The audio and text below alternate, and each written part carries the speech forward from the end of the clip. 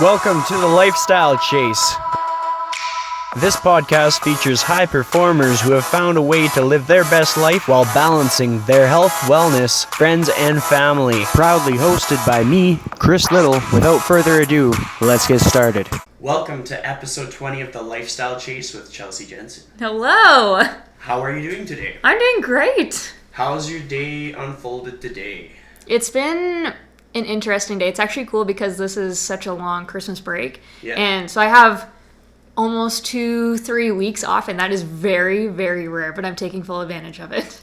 So what do you do when you get time off? Well, I don't work so much at the radio station, so right now I'm having a break from radio, but I'm still working Oilers games, or I have a photo shoot on Saturday. So it never really stops, it just kind of changes. Or I have hockey practices to go help coach. But it's enjoyable kind of stuff. Oh, extremely. That's awesome. If you had to do something sort of like to reset, to refresh, to fill your cup, what would it be? First of all, I would take a nap. Sometimes sleep can be a very minimal thing in my life, so as soon as I have that stretch, like today I woke up at noon, and I don't even feel bad about it. Nice. But that is not a normal thing. Yeah. It's like, my dad always jokes with me that I go, like I'm like running, and then as soon as I have a day off, it's just like my whole life comes to a halt.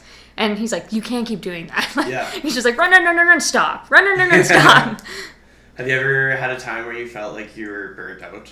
Oh, definitely. Yeah. Actually, it would have been this past summer. Holy crap. Well, I had just taken on this new role with Chorus, and so I was just kind of getting into the groove of everything, and I have a very high standard that I try to keep all of my work at, and so trying to do that while also doing all these other things, I learned how to manage it now, but when it was very fresh and we had concerts and festivals happening, I'm like, okay, I need to figure this out. I need to go to bed.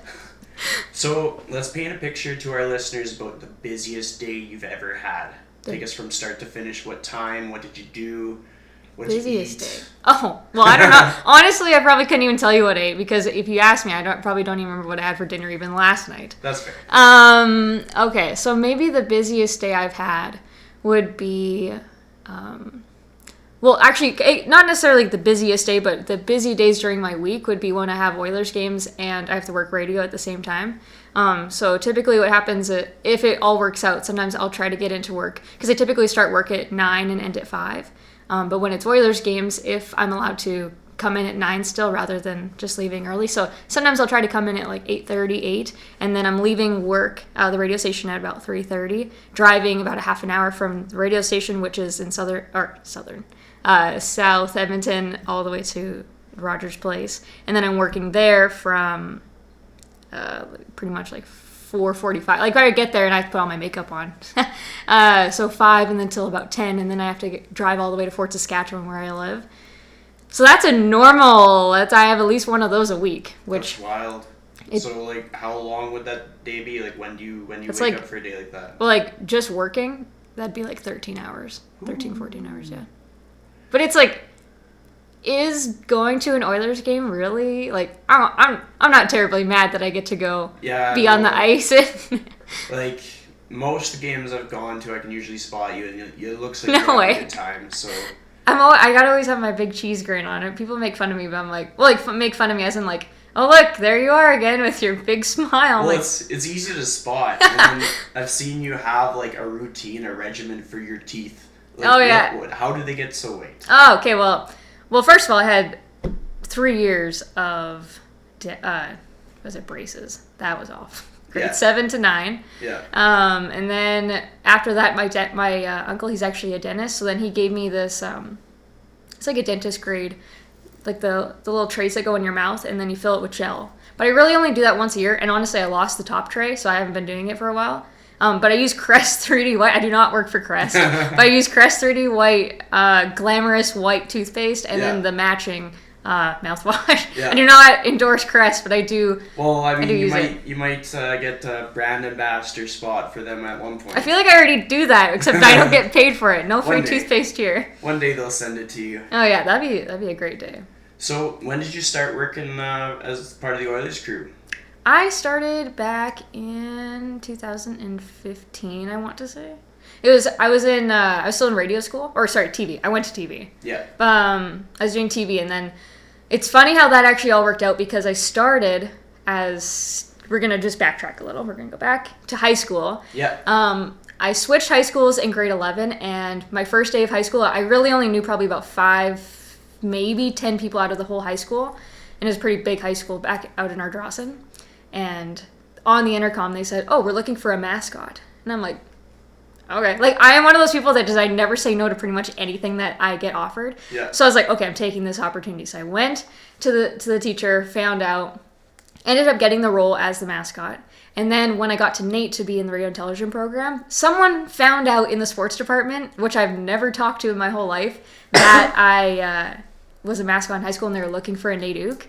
Yeah. And I ended up doing that. You got paid some sweet money. So if anyone wants some sweet dough while you're at Nate, go be the Ook. It's super easy and really fun. But then where we're getting with this is when I was still at Nate, I had somebody, his name's Kyle Ferguson from the Edmonton Oilers organization, reach out to me over LinkedIn because I had my mascot stuff on my LinkedIn. It was pretty much, I worked at McDonald's, I was a mascot, I worked at Safeway. Those were the only things that were really on there because I didn't have much experience doing anything else. Yeah. And he's like, hey, like we were looking for a backup Oil Kings mascot. Yeah. Would you be interested in coming in for an interview? I'm like, sure, I'll come in for an interview. And pretty much what happened is we ended up talking and they figured out that I could skate. I was in TV and I do promotions, like, because I used to work for 91.7 The Bounce, Dinner Television and Sonic on their street team. And so they found out I did that and they're like, okay, how about you be the backup Oil Kings mascot and then you can be on the ice crew. And I'm like, done deal. Like, I will gladly do it. So that was that was the year I started, was Farrell Rexall. Coolest year ever. That's wild. Yeah. So how would somebody new get into something like that? Do they just apply with like Oilers Entertainment Group, or how does the process go? So each year we, technically at the end of the season, I'm not a part of the ice crew kind of. We rehire, like we have to do an audition period. Yeah. And so you just go online at Oilers, I think it's just Oilers.com, and then just look up the ice crew, and it'd just be fill out your RSVP and application. So that's how you do it. Every single year I have to reapply and go to the audition. So if you go, I'll see you there. It just seems like a neat opportunity just for anybody listening that like wants to be part of like the Oilers environment and stuff. Oh yeah, and like being a part of all the games, like I get to go on the ice during the game. Yeah. It's funny because my grandparents, they live in Salt Lake City, Utah. And sometimes when I'm down, because our outfits are orange. Yeah. Like bright orange. And pretty much everyone else in the Zamboni tunnel is wearing dark black or dark blue or whatever. And my grandparents will send me pictures. They finally figured out how to take photos like on their iPhone, and so they'll send me pictures of me standing in the Zamboni tunnel. I'm like, yes, that's me again. It's really awesome though. That's awesome. Yeah. What's the coolest thing that's ever happened while you were working a game? Honestly, I'm gonna have to say just the Farrell Rexall game in general. Yeah. Just being able to be a part of such a historic moment in Oilers history, that was amazing. Like, I may not have been a part of everything at the beginning because I'm only 22, so... And I also used to be a figure skater before this, so I was never... My brother was the hockey player, not me, so I kind of came into this a little late, but... Yeah, I would definitely say the Farrell Rexall game. Or even just, like, on a regular game when you get to go and make someone stay. So we have these things called I Remember Moments, and being able to go and, like, give a kid a puck, like... Watching their face just light up when you hand them that game puck, they're like, it's the coolest thing. That is really cool. Yeah. How long have you been a figure skater, or when did you start figure skating? Figure skating? I don't exactly remember when I started, but I had done it for 8 years, and then I did it over the summer. I kind of tried out ringette, figured out that was not for me. No offense to ringette players. And then I went into hockey, and I actually quit playing last year, and now I kind of coach. It's hard to be very super committed just because of all the other things that I'm up to, but makes sense. 8 years of doing figure skating, and then 8 years of playing hockey, and now this is like my 9th year of being a part of hockey. Yeah. Did you get pretty competitive in figure skating, or you just had fun? I actually did quite a few competitions. Nice. You kind of get to a point when you're in figure skating. It's like if you're not going to the Olympics, like there's no rec figure skating. Yeah. And so my parents, especially my dad, has always kind of pushed me to just like be out doing sports all the time. Just keep active, keep doing stuff. And honestly, sometimes, I know you're a fitness guy, I just cannot figure out what I want to do in the gym. But if I can go for a rip on the ice, I'm totally down. Yeah. So then I took up hockey because I'm like, I can do this later. And I still, like, I'll go play Shinny.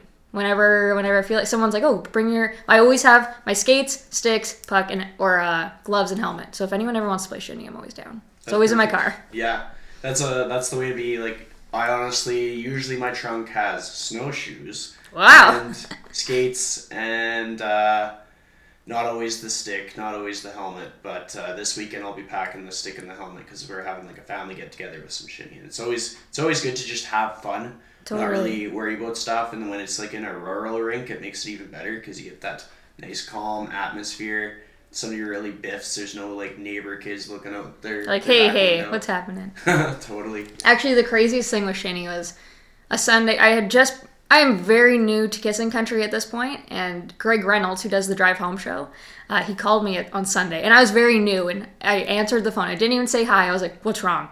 Because I figured if they're calling me, there's something wrong. And he's like, hey, Chelsey, like, chill. There's nothing wrong. He's like, what are you doing tomorrow? And then I was really confused because I'm like, wait, tomorrow's Monday. What do you mean, what am I doing tomorrow? Like, I'm coming to work. I'll see you there. He's like, okay, we're going to play Shinny with Dirk Bentley. I'm like, sorry, what? That's like, I was cool. Just in shock. And it's really funny because it ended up being minus 30. I think it was like minus 32. So icicles on my eyelashes. Everyone's got icicles all over their beards, and we're out there playing freaking Shinny with Dirk Bentley on Monday. Yeah. So that sounds like, wow, this is a really cool job. Totally. So you did the film program at Nate. Yeah. And what inspired you to get into that? Because I know I've seen in some of your social media stuff that you weren't always thinking of doing that, but what kind of made the light bulb flash that you're like, yeah, this is what I'm going to do? Well, it's actually really funny because a long time ago, probably back when I was in junior high, maybe even elementary, my dad gave me a point and shoot little pink Canon camera, and I don't even know how I decided this is what I wanted to do. I would just start taking videos of myself or the neighbor kids or my brothers and sister, or like my brother and sister, of us lip syncing videos. But I had a cousin that showed me how to do all this stuff, and I'm like, I need to figure. And she had a Mac, so super fancy, but so I was like, okay, so I would record all these things on this little point and shoot camera, and I would download it onto this little PC device that I had to edit stuff. Figured out how to edit stuff kind of on my own, and then from there I kind of just progressed. And when I was in grade 11, I was in Spanish class. We had to lip sync to more videos, and we were using an iPad. I'm like, oh, this is my thing. Like, editing videos is my jam. Yeah. So then from there, I actually graduated high school, and I honestly didn't want to do anything at first because I had so much fun. Like, I was a mascot. I got to MC grad. I was I had a grad committee. Like, all these fun things that really have nothing to do with school, but are just really about this one day of graduating. Mm-hmm. And from there, I didn't really want to do anything.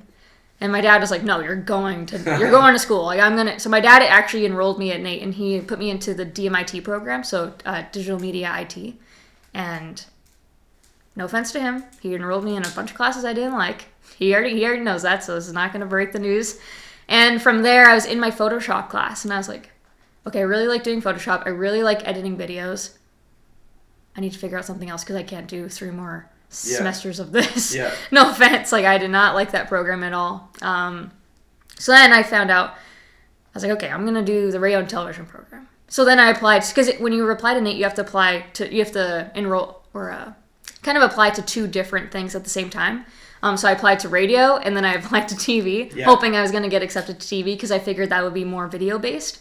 It's actually cool now that you see radio, they're doing a lot more videos and stuff, which I think is cool. But so that's how I got into all that. Long story, but very random. And then I was very happy that I ended up there.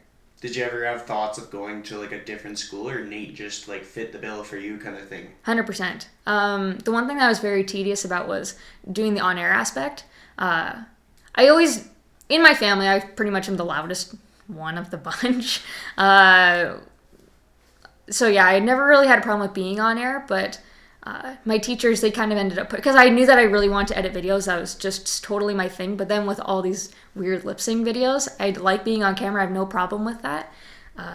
So then my teachers, they kind of pushed me into that. And then the coolest part was when I was in Nate, Brian Mudrick actually reached out to me. So Brian Mudrick from TSN, he actually calls the Montreal Canadiens games. Okay. And it was really cool because he reached out to me. He's like, while I was in school, and basically ended up being my mentor throughout the whole thing. and really gave me a lot more encouragement behind being on air, because he's like, okay, every single time you do an on-air segment at Nate, send it to me and I'm going to critique it. And when I was like, okay, if this is how it's going to work, you need to tell me, you need to be an a-hole. That's what I told him. I was like, you have to be an a-hole, because if you're going to be nice to me and say like, oh, it's all good, I'm not going to learn anything. So like, you got to tell me what I'm doing wrong and what I'm doing right, because I want to excel. I'm always ready to rock. And so from there, he basically took me under his wing, and that's why I went to Lloydminster, is because he pushed me to that direction, which was awesome. Yeah. So like little things like that really probably set you apart in building up your career, hey? Oh yeah. How do you think a person would get that mentorship opportunity? Just like a good attitude, or like... Oh yeah. I think that being positive is the best way you can go about anything in life, but I definitely would recommend LinkedIn. Yeah. I honestly wouldn't, because that's how I got the Oilers job, was through LinkedIn, and that's how I got Brian Mudrick, was through LinkedIn. It was just, I wouldn't have anything if it wasn't for that website, which I also am not paid to say that. Yeah. Has any other social media platform been a catalyst for you, or is it mostly LinkedIn? Definitely LinkedIn in more of a business way, but as for like a personal branding way, I'm gonna have to go with Instagram. Yeah. I feel like if anyone follows me, I'm kind of annoying. I post a lot, but I just like spreading positivity, or like sharing what I'm up to, or... Yep. And I think the thing with that kind of stuff is you're going to have people that are like, no, I've had enough of this. But the people who are like, I love this, they don't care how much you post. Yeah, it's and true. That's we just have to own that. Because I know for myself, like, I have a small following, but a nice following. Hey, everyone starts small and they grow. Oh, totally. And what I like about the people who follow me now is like they're invested in who I am. So if I post like 4 times in a day, I definitely will try not to. But if I did, they'd be like, all right, he's having a good day. And if I didn't for a while, like I've had people check in with me. Like, hey, that's how you're invested right. That's good though. Which is awesome. When did you start your Instagram account? It's actually really funny I said, because I was just talking to my sister and my stepbrother about that. But I think it was about 7 years, or about 6-ish years ago. Holy But crap. like, yeah, that's kind of when it first came out. And yeah. But even if you scroll all the way to the bottom of my page, I've deleted stuff since then, because that's like, I didn't even know how to use the app back then. It was like, hey, look what I'm eating for dinner. Or, hey, I got this new elastic. Check this out. It's like, nobody cares. The first, 3 years of me having Instagram, every post that I did was a picture of a toilet paper roll. That's amazing. I thought it was hilarious. I was like, I'm so funny. But there's so many people that it's like, oh, here's this chipmunk, or here's this squirrel doing funny things. Yeah. I don't know why, but... And then you get that... whatever. But then you get that niche audience where that's what they want to see. Totally. I think... social media is good when it's used for good. Oh, yes. It can definitely be something that, brings people down big time. Well, the one thing I definitely thinking about a good experience is with Kissin' Country. We actually did this Kissin' Country Christmas wish for this adorable little guy named Hudson. And it was actually really cool because the wish that we were granting them, we got his Hudson Strong t-shirts, because he was battling... he had the flu, and then he ended up with H1N1 and had to get part of his leg amputated.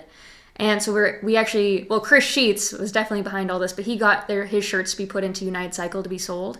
So all these awesome Hudson Strong t-shirts. And then they also got Connor McDavid.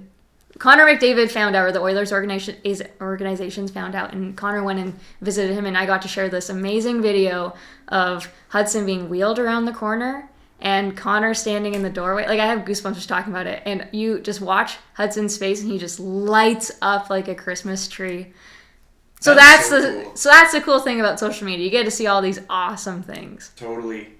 So one of the things that made you kind of stand out as being a guest for this is, for myself, something you might not know about me is I had a plan that I was going to go to film school. I was actually going to go to Vancouver Film School.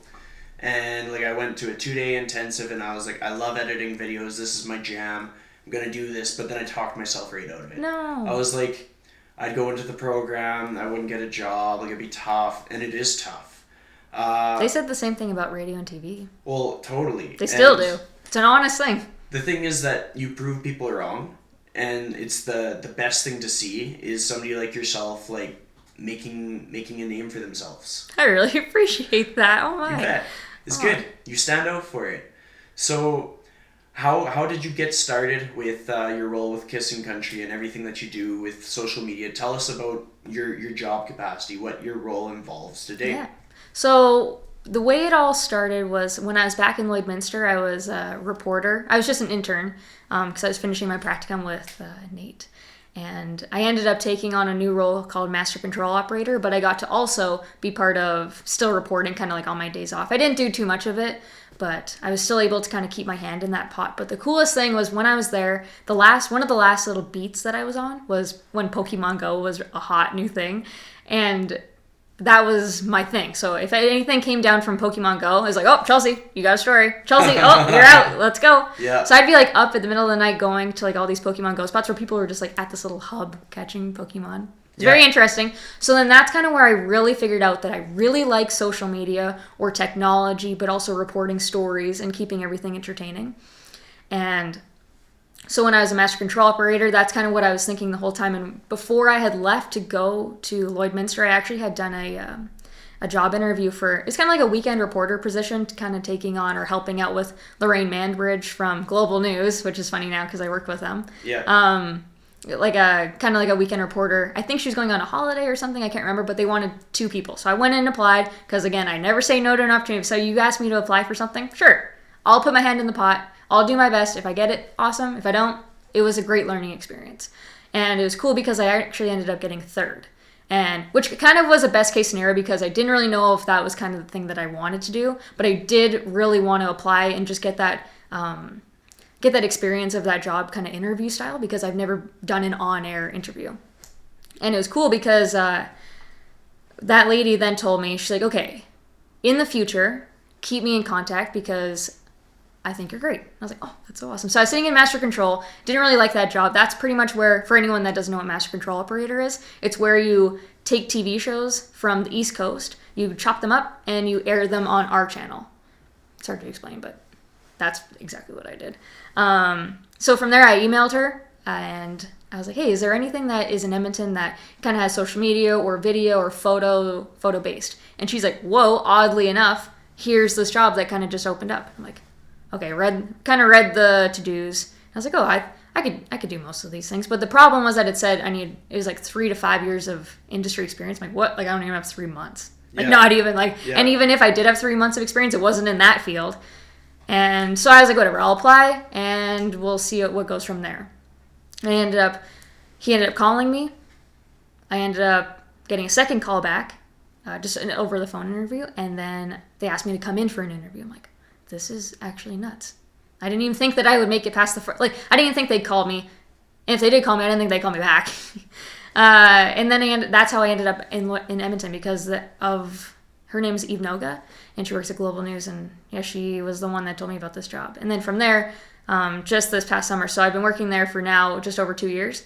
And this past summer, so a year and a half into my job, I actually got promoted. So instead of just doing the 2 stations in Edmonton, which were Kissing Country 103.9 and 92.5 The Chuck, I now also take care of digitally Kissing Country, 92.5 The Chuck, Q107 in Calgary, and also Country 105 in Calgary. Holy crap. Yeah, it's crazy. It's like, but it's really cool.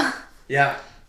Do you have like short-term goals for the next 12 months as far as career go, or just like go where the wind takes you kind of thing? Pretty much I'm going with go with where the wind takes me just because it's so new to me. So I always use this analogy with pretty much any of the higher ups at Chorus when they talk to me about it, or when they first talked to me about this new position. Yeah. I pretty much when I got there, because this was such a new role for everyone, being the digital content coordinator for the 2 stations in Edmonton. So what I felt like is as soon as I got there, they just dropped this box on my desk. So like, even though I had a list of to-do, like all the things that were my responsibilities, it's kind of, okay, where are your strengths? Where are your weaknesses? Like, what can you do? What holes can you fill here? And so I figured out my box. I sorted my box. I'm like, okay, I got it. I have it under control. And now, this past summer, because I got these 2 new stations, it's like they added a new box. I'm like, I just sorted this box. Now I have a new box to sort. So I'm pretty much just working on figuring out how to work with what I got. Totally. As you take on like more roles, more stations, like does your career fulfillment increase? Do you get paid better? Do you get more benefits, or is it kind of just like hustle for like a promotion kind of thing? Like how does the industry work? That's what's crazy is because I get asked this question a lot because people want to know, okay, what's your next step? Okay, well, if you were to ask me this a year and a half ago, the job that I have now didn't even exist. And also, if you were to ask me 4 years ago, the digital content coordinator, that job didn't even exist. Yeah. So honestly, I can't answer that part of the question because I don't know. Yeah. I don't know what actually lies ahead of me because I just took on these 2 stations. So I'm pretty much just rolling with it, trying to do my best, always keeping my standard high and seeing where it takes me. Totally. What are the 5 coolest things that have happened at work? Whoa, 5. Okay, I'm gonna definitely have to go with Dirk Bentley, Shinny, because I love hockey and I love country music. Even though it was minus 32, and if anyone knows me, they know that I have a heater under my desk that I actually blew the breaker of because that's how hot I like. So yeah, minus 32 is just not my jam. Yeah. Second coolest would have been meeting Garth Brooks and Trisha Yearwood for the first time. It's crazy meeting them because they make you feel like your family. Yeah.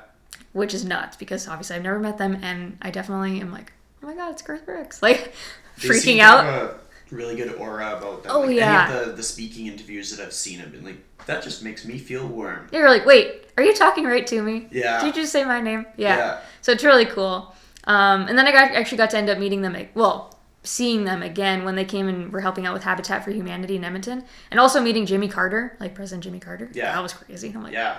But it was crazy because they actually ended up they had to put lines on the ground where I couldn't walk over because you weren't allowed to get too close to them. That was just wild to me. So all these crazy things. Okay, 3. This is tough. It's hard to narrow it down. Honestly, I just want to keep saying because there was 3 instances where I met Garth Brooks. Yeah. So I just want to say all 3 of those. Okay. This is actually a very hard question. But it's cool because you've had so many cool things happen, so Yeah. I know you have fun. I It's know. just a matter of picking through them. Okay, well, one of them, this one has nothing to do with country music celebrities, but I'm definitely have to go with the first time I got to meet Chris Sheets. I will never forget this moment because it was my very first meeting ever, and I've always listened to Kissin' Country, huge Kissin' Country listener. Yeah.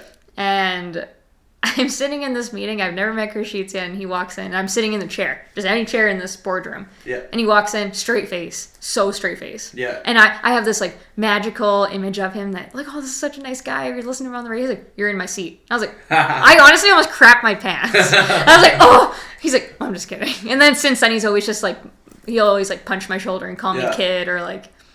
Because I'm also the same age as his kids, but it's just like such a funny dynamic. He's like my work dad. That's what I think of him as. Well, it seems like he really like looks out for you, kind of thing. Just from what I can see from the social media and stuff, and the banter back and forth, it's neat. Yeah, exactly. exactly. To see such a supportive like work environment. Oh yeah, and like I got a Christmas card from Jack Sweeney, and I opened it up. I almost started crying because she's like, "Thank you for always encouraging us to be more positive." I'm like, what? Like, it's not like I ever do any of this stuff. Like, this stuff is just because I want to do that. But when people, like, when you just told me, like, me doing, like, my goals, you notice that. I'm like, what? Like, people notice this stuff. I just do it because I want to. And when people reach out, I'm like, that is really cool.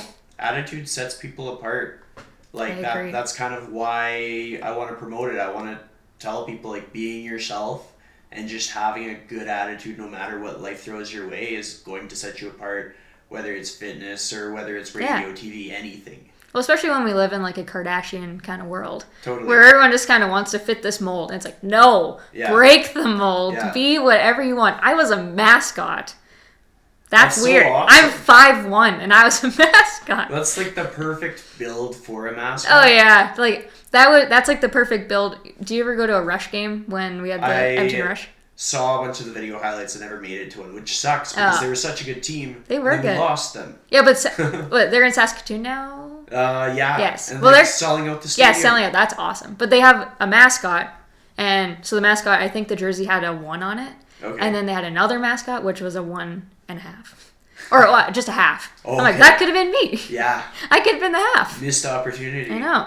I was volunteering selling 50-50 tickets. That's the reason why I was in there. Nice. Yeah. What's it like selling 50-50 tickets? Is it a pleasant experience or does it ever get like agonizing? It's pretty fun, actually.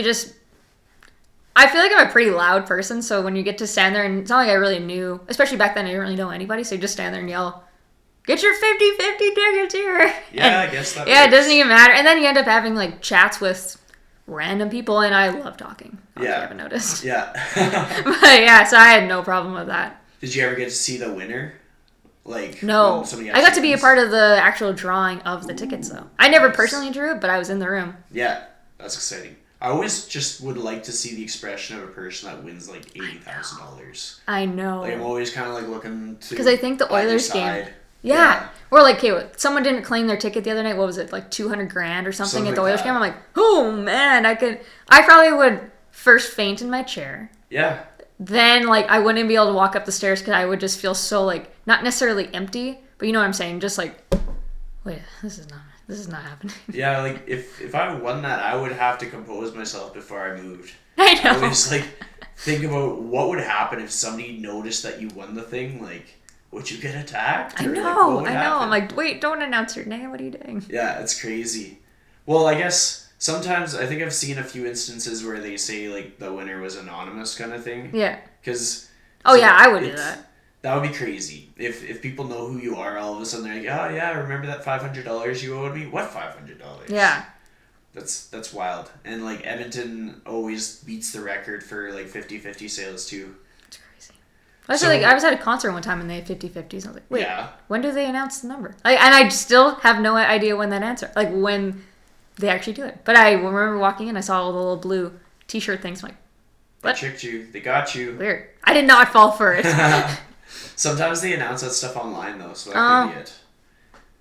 So I've seen how your dad kind of is like the real MVP of everything. Yes. Like, didn't he clean your car the other day? Yes. Yes, he definitely did. I actually borrowed his second car to go drive down to Calgary to go work in Calgary with those other two stations. Yeah. And I came back and I pull into his driveway to drop off his car. I'm like, I didn't even recognize my car. It was so clean. And then he cleaned the inside and everything. He is honestly the biggest support system of everything that I do. Like when I was living in Lloydminster, and I actually worked on the ice crew when I was living in Lloydminster. Oh. Yeah, crazy, right? So I'd work from 5 a.m. until 3, get in my car, drive 2 hours, meet my dad in Sherwood Park, and then drop off my car in Sherwood Park. And then my dad would drive me the rest of the way to Rogers. And sometimes he would even drive me all the way from Rogers all the way back to Lloydminster and then stay with me for a few days and then drive me back. He is literally the best person in my life. So supportive of everything. No kidding. I don't even really know how to formulate words to how appreciative I am to have him in my life. Well, I'm gonna try and get you to formulate words. Yeah. Oh yeah. That's a good question. What are his 5 best qualities that you look up to the most? He is extremely forgiving. So anytime anything happens where... That's one reason why I feel like I'm an overly apologetic person, is because even if it's not his fault, he's gonna say sorry. And he's gonna figure out a way to make it better. He's very thankful. So everything that he has, he knows that it's because he worked for it. And he makes me know that. So everything that I have in my life, that's why sometimes I get a little... I don't want to say offended, because that's just such a 2018 word. Wherein people, I'm so offended. But yeah, when people say like, oh, you're so lucky to have all these jobs, it's like, am I lucky? I actually worked really, really hard. Yeah. But then I don't want to be cocky. Yeah. So it's kind of a fine line. Another one would be definitely loving. So everyone in his life, my dad can be kind of a shy guy, which is where we do not relate. But just making sure that everyone knows that there's how many different ways of expressing love, and he is the one that he will do actions for you. So cleaning your car or cleaning my room. That when I used to live at his house, that was something he would do randomly. I'm like, oh, thank goodness. Because sometimes my room, like when I'm just like on a mission throughout the week, it's like I get back, I'm like, oh my gosh, there's literally a bomb that just went off in my room. But then he cleaned it up for me. Like, oh god, that's amazing. Yeah, well, that would have taken forever. That's why I didn't do it. 2 more qualities. I'm gonna go with those are my top 3. I have to think about 2 more, but okay, that's fair. Yeah. What are some qualities that you want to embody because of him? Definitely being thankful, which I definitely feel like I do embody. Yeah. That's why people make fun of me on lots of my posts on Instagram. I'll put #grateful on a lot of things, and then there's been multiple times where if I'm posting something, someone around me will be like, "Oh, don't forget #grateful." I'm like, okay, you're making fun of it, but I legitimately am grateful. Yeah. Definitely kind of like swallowing your pride sometimes and just taking life how it is and rolling with the punches. Unexpected things happen. I didn't always have not that I didn't have the easiest childhood growing up, but I definitely had my fair share of trials with family. Yeah. And just being able to overcome those and know that those don't necessarily define me. They actually have made me who I am. Yeah. So I feel like any trial that you take, my dad has taught me that, okay, you can either be down in the dumps or you can take that and make it into who you are and help it grow you in a positive way rather than, oh, well, poor me. Oh, well, I didn't get to do this because this and this happened. It's like, well, you could take that and turn it into something that's better. Where it's like, I didn't get to this, but now I have all this experience that I'm going to go this way. And I'm going to go the positive route. And that always will take you to the better way. Yeah. Because there's so many things that can go wrong in like a person's family life and their career. Yeah. And it's going to happen. So it's like, how are you going to tackle that? Exactly. And that goes back to attitude, just how much it pays off just to have a positive attitude. Like, think about the times when you probably had to like do something for free to further your career. How has your dad supported you for that kind of stuff? Oh, he's definitely supported me financially. Well, especially he put away a lot of money. My mom and him actually put away a lot of money for me to go to school, which is awesome. So so that was the cool thing is I got to start out and I got to try a different program and realize that wasn't for me. Yes, that was probably $1,600 to $2,000, but that was money that they had saved up for me. So the fact that I was able to not necessarily waste that money, but use that money to figure out what I wanted to do and end up in radio and television. Mm-hmm. And then from there, he just says, a couple things. Oh, I got paid for a couple things, but like sometimes you don't get paid a whole bunch of money. Yeah. And I'm also living at his house, so he's helping me pay for that. But I got to work on like the Amazing Race Canada. So they paid us, they didn't pay us over like a ton of money, but they paid us a bunch. And I was a student, so any money really helped. And the fact that I had my dad to lean on where it's like, hey, can you help me with my gas? Or pretty much anything I needed, my dad's like, yep, I got you. As long as you keep working hard. Yeah. That's kind of his mentality about all that. Yeah, and really it kind of seems like you owned up to your end of the deal. Like, so many people don't have that work ethic to carry out their side of things. And it's like, oh, yeah, here you go. And the person just ends up being lazy. Oh, yeah. But your work ethic is pretty good from what I can tell. Yeah, which is awesome. I definitely think that whatever you end up, all the work that you put into is what you're going to get back. Yeah. Or even if you get half of the work, the stuff that you get back from what you put in, that's even better. Well, I mean, sometimes we just have to accept that what we put out into the world, we're not always going to get that same amount back. Yeah. But we're not going to get anything if we don't put anything out to the world. Exactly. Like, it's all about attitude. Attitude, totally. That's going to be attitude is gratitude. Reoccurring theme. Attitude is gratitude. Those are like your two favorite words. Yes. But I totally relate to the grateful post, like that hashtag. I think if anybody could use it, I think you can totally own that hashtag. And honestly, people are going to chirp. Haters are going to hate. Oh, I'm very, very used to that. That's another thing. Okay, we're going to come back to my dad. Another thing my dad has always told me is that you're never going to please everybody. Totally. And I feel like I'm like myself. I'm very much a people pleaser. So that has been a very hard lesson to learn sometimes because you just want to make sure everyone's happy all the time. And then when you can tell that they're not happy, I take it personally. Yeah. Which is really hard. That's a really hard thing for me to do sometimes, just to turn that off. And I can't sometimes. Yeah. But yeah, learning to just accept the fact that people aren't going to like you. And that's just how it is. The toughest instance for that, like toughest example that you're willing to share? I'm going to go, honestly, sometimes just the industry of what you're working in, and this goes for anybody, any industry, when you kind of start, I don't really like saying that I'm not like the top of the cream of the crop or whatever that came out of the radio and television program, but sometimes just working so closely with people in the same industry, and you're all trying to figure out a way to climb your way to the top or make your break or get those contacts. We're all fighting at the same level. Yeah. And so sometimes I feel like just being in the same industry as people that also have the same goals is very difficult.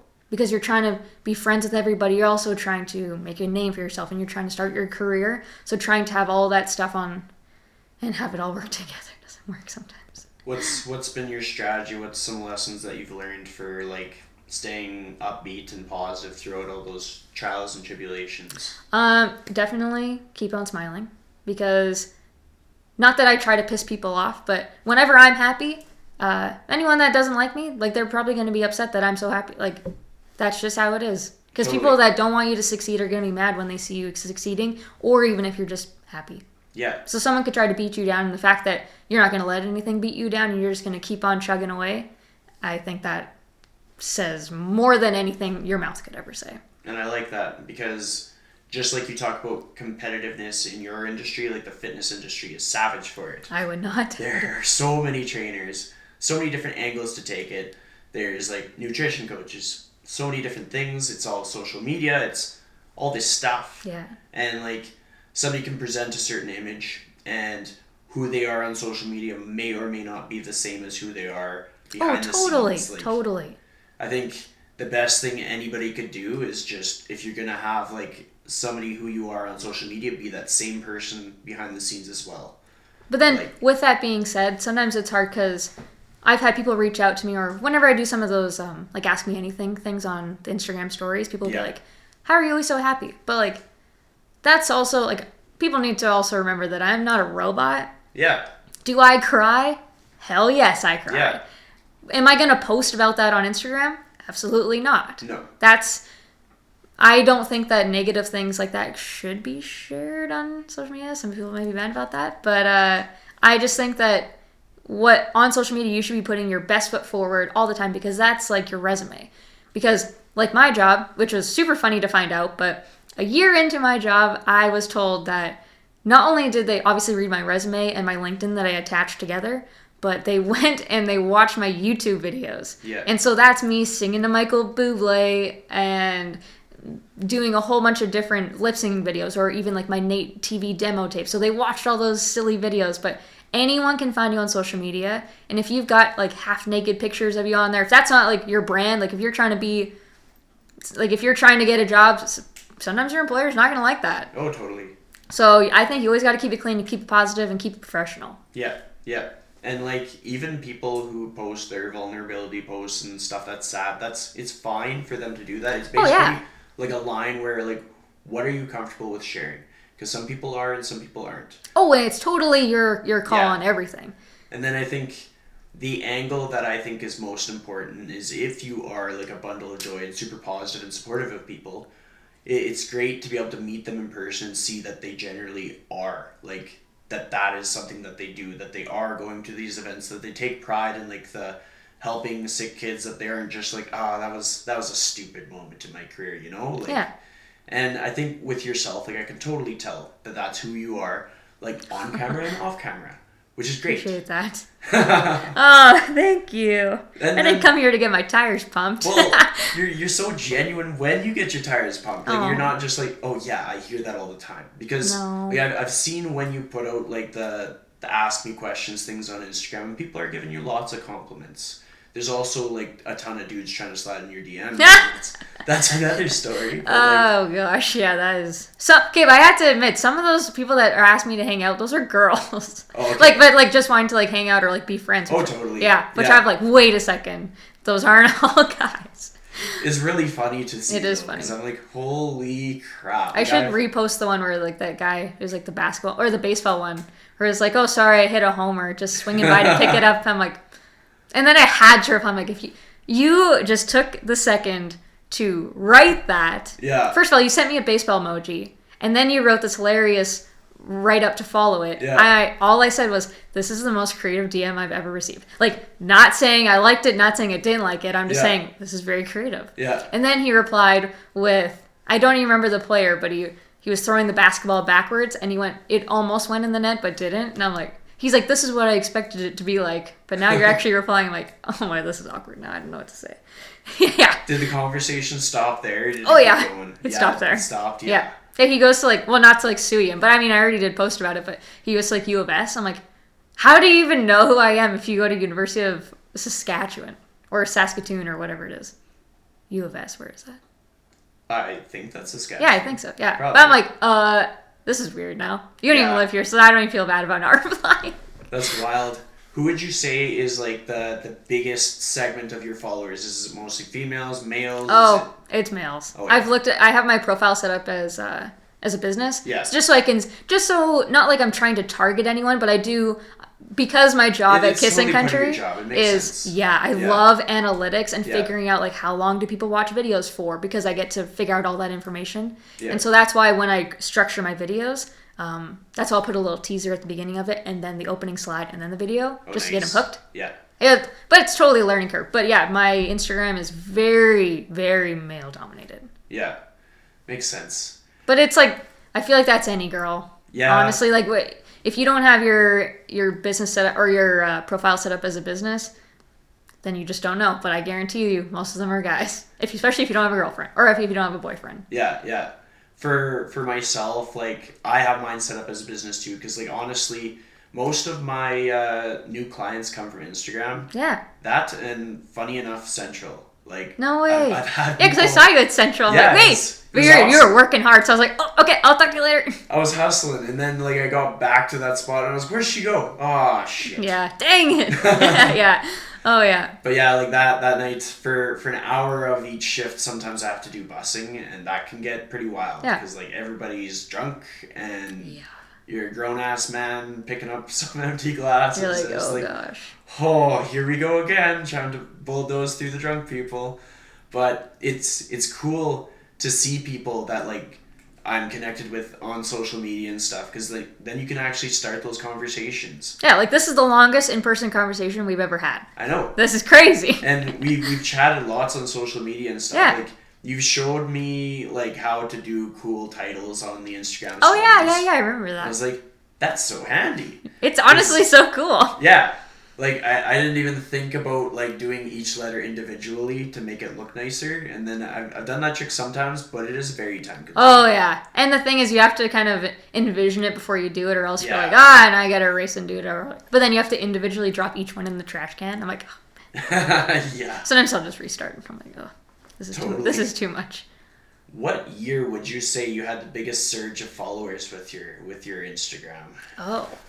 I'm gonna go with it might have been back when either when I started working at Kiss and Country. I actually used to have an app, but then the app now they make you subscribe to it, so I'm like, oh, I'm not paying $7 a month to see all my followers go up and down or whatever. That app is like bad. Yeah, you get so addicted to watching all this stuff, and I'm like, or like you see people that you know, you're like, why'd you unfollow me? And then I'm like, no, Chelsey, don't be petty, don't DM them and ask, because you know what? I'm like, oh, so I don't even look anymore. But I would say that the biggest following that I got was either when I started Kiss and Country, or started at Kiss and Country in 92.5 The Chuck, or just because they're like, I do a lot of stuff on social media with them, which means I get more content even for my own, because I'm always behind the scenes. And either when we were still allowed to, in the Oilers, we're not allowed to post too much on social media anymore, but maybe when we were allowed to still post. Oh, okay. Yeah. Nice. Was it exciting for you, or you're like, meh? As a girl, when I first started on Instagram, like watching everyone's following go up, it always was kind of a little bit of a game. Yeah. Not like kind of like a personal game where you're like, oh, I have all these followers, like this is so much fun. Now it's kind of learning how to target them, or kind of not, because I work with 4 radio stations, and I always want to post the things that they would find relevant, or that, like with my own personal brand, I guess you could say, I find that pictures of me doing something always end up working better than just posting a picture of scenery. Yeah. So and that's the hard part, is sometimes I feel very vain doing that, but whatever works. But it gets you followers, and then that seems vain talking about it like that, but also everything's a business. It's okay, because this is how you put food on your table. This is your job. So as you're learning and you have a good attitude, you put out a good message that's positive for people. So it's not a bad thing. I know, I'm like, ah. If you were one of those glamorous people putting out a message that you're only cool if you wear like this bikini and... Oh yeah, I know, that's annoying. That would suck. But the message is good. Like this jean jacket that I'm wearing is my sister's. Nice. Yes, I was walking through, I'm like, can I steal your jacket? Okay, bye. So... What is your family structure like? Because mostly it just seems like it's you and your dad just chilling kind of thing. Yeah, so it's actually a very crazy dynamic. So everyone used to live in Fort Saskatchewan. Yeah. And from there, my parents ended up splitting up when I was in junior high. And my brother and sister, they went and lived with my mom, and I lived with my dad. But like we would switch houses and everything. But my mom and my new stepdad actually ended up moving to Sarnia, Ontario with my brother and sister. Okay. So they ended up staying there for quite a while my dad and I still lived in Fort Saskatchewan. And for anyone that's not watching, I'm doing a hand diagram right now. It's hard to explain. I need to like map it out in my brain. So then they moved to Sarnia, Ontario. My brother ended up graduating there, and he wanted to do fine arts with Concordia University in Montreal. So he ended up moving there, and he's an amazing photographer. Joshua Jensen. Anyone wants to check him out? This is a little push for you. You're welcome. Awesome. So now he goes to Concordia University in Montreal. And since my sister, she's 14, just a little baby, still definitely looks a lot older than me and is a lot taller. And she knows that. Very good at doing makeup. She has moved with my mom and stepdad now down to Cypress, Texas. And so they live there. And my dad and I still live in my dad lives in Windermere, and I live in Fort Saskatchewan still. So we're very spread out, and then my grandparents, they live all over. They live in Tabor, and then they also live in Salt Lake City, Utah.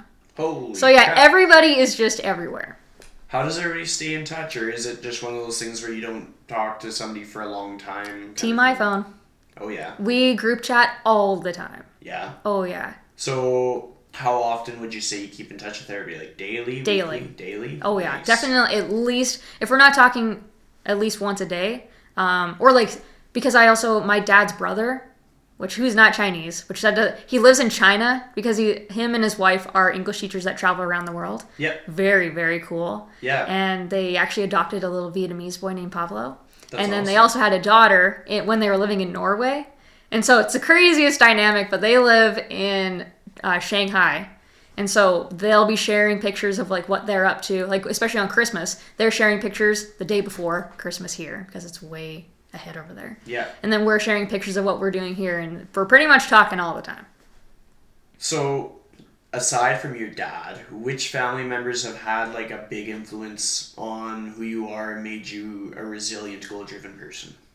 Goal-driven, I'm going to go, if it's not my dad, it would be my grandpa, because that's pretty much where my dad gets all of his qualities from. My grandpa actually used to lay carpets. Yeah. And back in Tabor. And it's funny, whenever we drive around with him in Tabor, he's like, oh, I've been in that house. Oh, I've been in that house. I'm like, Grandpa, it's a small place. You've probably been in all of them. That's awesome. And yeah, it's awesome because we would go to Safeway and he freaking knows everybody.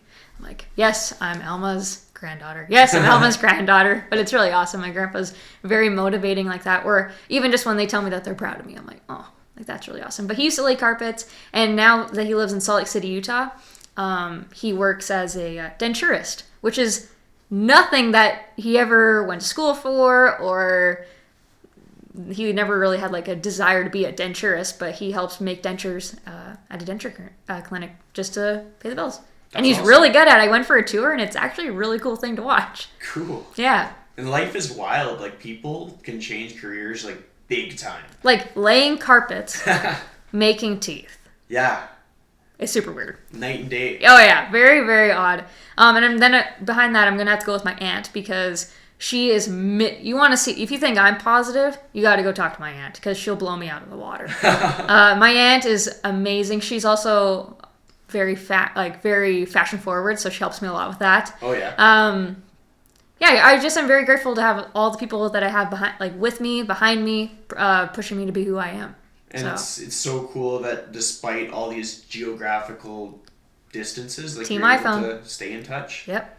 That's good for people because like so many people have these things that change, and it's just like just because you can't live close to the person doesn't mean you can't have a good relationship with them. Oh yeah, like I definitely can't say I talk to them all the time, but when I used to live with my dad, we would FaceTime my sister at least maybe I think like twice a month. Nice. So sure, I don't get to see her all the time Yeah. in person, but when we do get to hang out, especially now that we're older and we don't like bicker. I mean, I'm a teaser, so like if someone's sitting there, I'll go up and like press the sides of their like stomach area and Yeah. I'll give them a little tase. That's what we call it. But like I like teasing everybody, but whenever we're together, at least recently, we get along, and it's really awesome that we can just like enjoy each other's company. That's awesome. Yeah. It's good to have that kind of like a support group Because then you have your people that you can lean on when things happen, when shit hits the fan. Totally. And like my aunt really gets like if I'm having like relationship problems, I'm like, hey, Oh yeah. what do I do? Because she Yeah. listens to so many podcasts and reads so many books about all this stuff.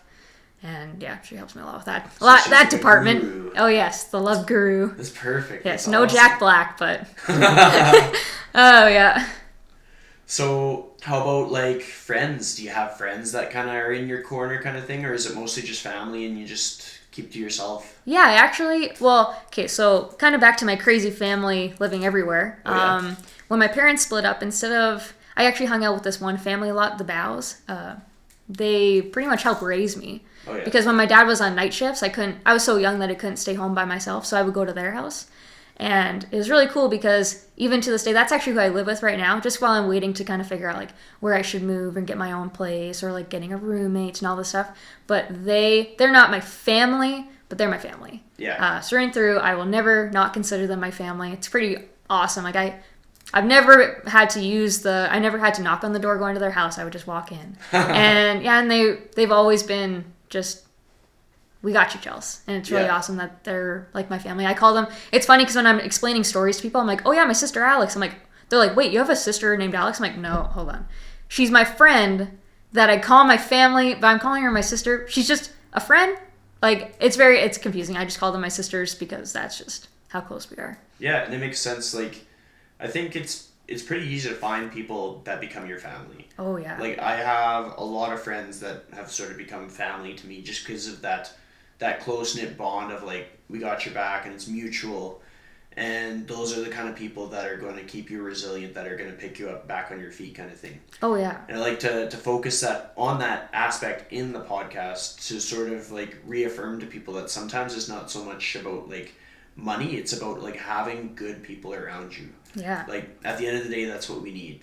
$100 bill is not going to make you feel better. Yeah. It's having, like, really good people that make people feel better. And I think that if this world would be a very different place if everyone would just build each other up rather than trying to tear them down. Yeah.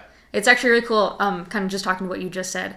Last night, I was actually stopped at the gas station, and that has nothing to do with that. But I was at a gas station, and I just flipped open my phone because I just naturally go to Instagram. Yeah. And this new Empowering Women account that was started up in Edmonton, they posted a thing that says, what does it mean to you having it all? And I'm typically not one to reply like big paragraphs or sentences at all really on posts, but I had saw that nobody had commented anything yet, and that really kind of hit me. I was like, having it all to me would mean you're happy. Yeah. And then people are like, oh, well, you need to have money, you need to have a car, you need to have a place. Yes, I understand that, but like, if you can have the bare minimum and you can be happy and grateful for everything that you have in your life, I think you have it all. Yeah. I will never, this is where my dad comes in, I will never associate having it all with having that fancy Mercedes or living in a mansion or having a boat or all these crazy things or going on these crazy vacations. Do I love vacations? Yes. Like any other person, Yeah, I love everybody it. likes vacations. But I don't think that you need to have all these luxuries to be happy. I will never think that money buys you happiness. Agreed. We're on the same page there. Like, I have a borrowed jean jacket on. Everybody borrows something. Yeah. Ironically, this shirt I'm wearing is a hand-me-down from one of my best friends. Oh, really? So I can relate to the whole, like, this wasn't mine to start with, but now I'm wearing it today. Yeah. Or sometimes the best is when they're like, oh, where'd you get your shirt? Or I'm like, actually, I got it on sale. Yeah.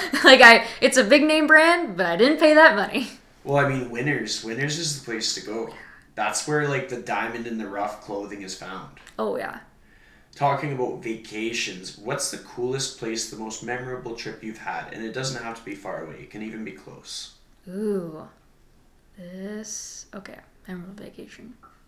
I'm gonna go San Francisco. So my family and I, we went to San Francisco. Actually, no, that's a lie. I take that back. That was the best family vacation. I went to San Francisco. The best vacation I've ever been on was with my sister friend Alex and our friend Daylene. and we got to go. I'm a huge baseball fan. Not so much. Everyone kind of makes fun of me because I cheer for every team, but so they call me a baseball enthusiast. So okay, I'll take it, whatever. But we got to go to 2 postseason Yankees games at Yankee Stadium, and I get so pumped just talking about it. But that was electric because that wasn't our initial goal for going to there, but we ended up just at the games because they happened to be at the same time, and I was like, oh, perfect. And the funny part was that those two have already been to New York, and they're like, oh yeah, let's go to both games that are in New York. And being a sports fan, I'm like, those are gonna be so expensive. Yeah. And it was funny because I got the first tickets, and I was like, okay, are you guys cool with paying? It was like, I don't even remember, it was like 100 plus American. They're like, what? Normally the tickets are $20. I'm like, no, you don't understand. It's postseason baseball. This isn't the same. Yeah, and then we ended up going to 2 games. So I don't know how we managed that, but we ended up going to 2 postseason games, and they wanted to go to Coney Island later in the trip, which for anyone that doesn't know, it's an amusement park. And I was like, okay, well, being a sports fan, I don't really want to go to Coney Island, so you guys can go to Coney Island, and I'm going to go to a Rangers game by myself. And I made 2 great friends when I was there. Holy crap. So, yeah. So, what lessons did you take away from that trip? Oh, that even if you go on a trip and you want to do something on your own, go for it. I think that if your friends want to go do something else, you go do your own thing. Because if I were to have left New York and been like, oh, I really wish I would have went to Madison Square Garden, that would eat me alive. Because that was the coolest building ever. And the coolest part about it is that I actually have this really good friend. His name's Jeff from... he lives in New Jersey, actually, but he works for NBC Sports. Yeah. And he was like, okay, if you're going to the game, come beforehand, and I'm going to take you on a tour of the NBC Sports, like the desks and where their master control area is, which is the job I used to do. Yeah. So I get really nerdy when I talk about all that stuff. But he let me take a picture on the desk, and we're like, where the NBC Sports Rangers guys sit. I'm like, wow, this is freaking cool.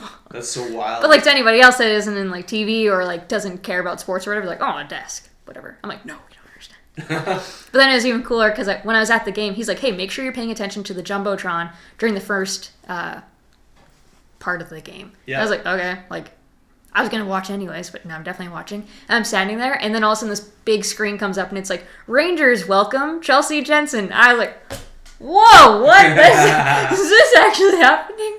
That was the coolest thing. Did you get it on video? Yes, I have videos and pictures, and because he also had his friend that was sitting up in the media area take a picture in case I missed it. Yeah. That's awesome. Yeah, it was really cool. How did you become friends with him?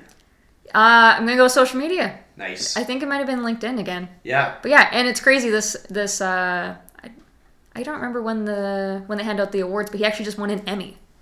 Yeah, I know, really crazy, right? Holy crap! Because all of a sudden I saw a picture of him. He's holding this freaking Emmy. I'm like, wait, is this actually you? Like, I know this. I'm looking at you, but is that actually what's in your hand? Is this a fake? Is this Halloween? Is it April Fool's? What's happening?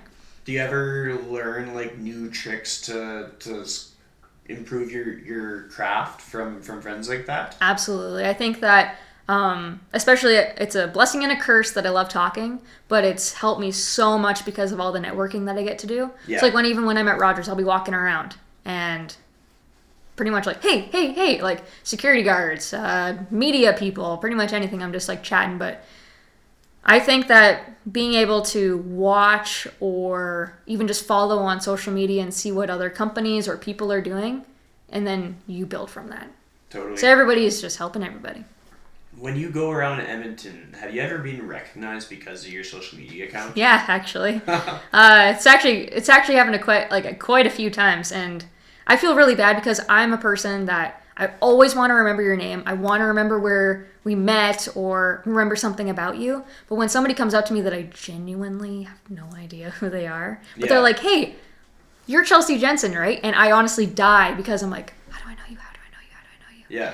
And I'm like, ah. And then they tell me, they're like, oh, I follow you on social media. And then right in person, I'll admit to the fact that I don't follow them. And I'll follow them right in front. I'm like, oh, what's your username? Because I want to just, because I can't follow everybody back. Because sometimes I believe that if you don't want to see, like, if you aren't interested in someone's content, I wouldn't follow them. Yeah. But if it's somebody that you want to be their friend, like if somebody comes up to me and they went out of their way to come say hi to me, like that means so much because I never expected that ever. Yeah. Ever. Especially because my job is a behind the scenes radio person.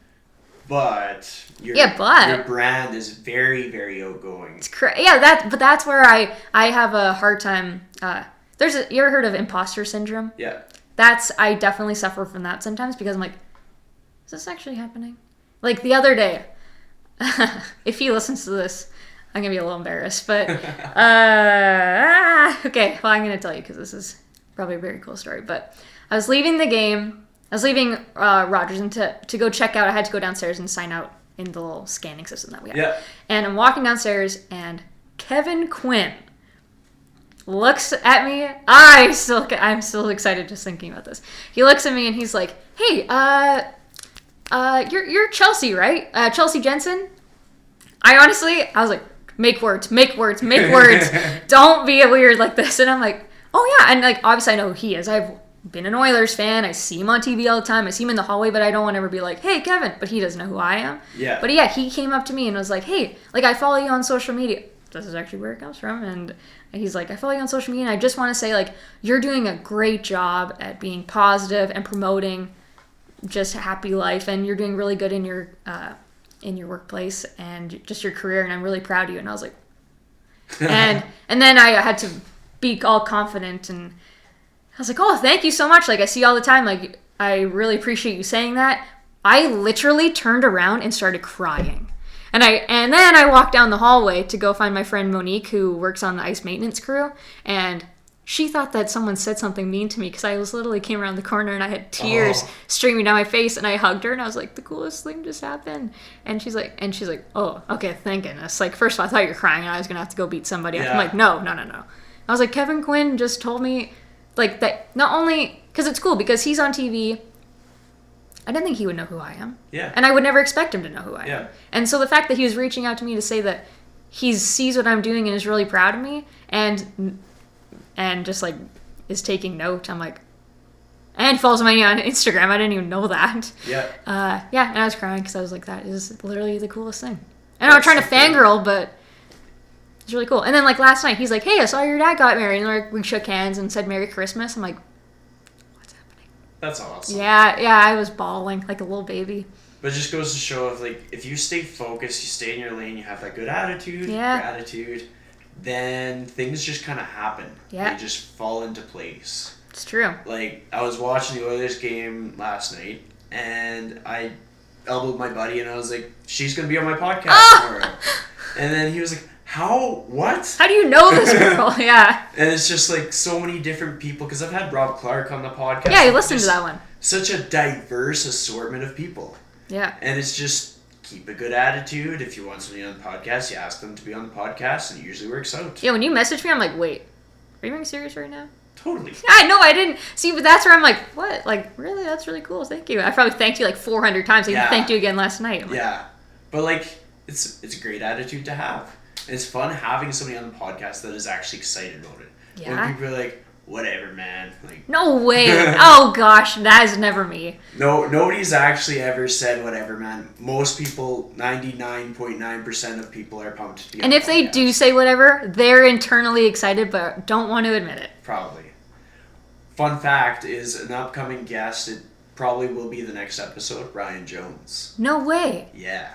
No way. That's really cool. Really cool. So I was chatting with him and I was like, do you think he'll be able to make it happen? He was like, well, I'm in Germany. I'm like, yeah, I know. And then he was like, how would we do that? And I was like, Skype? And he was like, I'll have to check and make sure that my wife's phone has Skype. Like, that just goes to show, like, the kind of humble, true to life person he is. Like, he's just like everybody else. What kind of stands out for me with him is just how community oriented he was and how much he would just build up everybody that he was around. So really looking forward to that episode. That sounds amazing.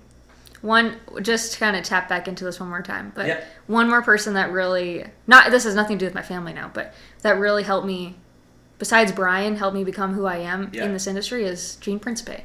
And I would definitely, if you need another enlightening or positive person to talk to, I would definitely talk to Gene. Yeah. I got to be his studio assistant. Yeah. Yeah, it changed my life, obviously. Well, Seeing Gene Principe in a hot dog suit, like... Every time you Google his name, that's like the second picture that comes up. I've seen it so many times. He owns that role of just like wearing whatever he wants, having those like corny jokes and stuff. Oh, yeah. What's been your most memorable interaction with Gene Principe? Oh, man. What hasn't been memorable? Okay, I'm going to have to go, when Todd McClellan was the new coach, I remember him texting me and being like, hey, I need you to bring some craft paper. And obviously I'm like, oh, what are we doing? Like, what are we doing tonight?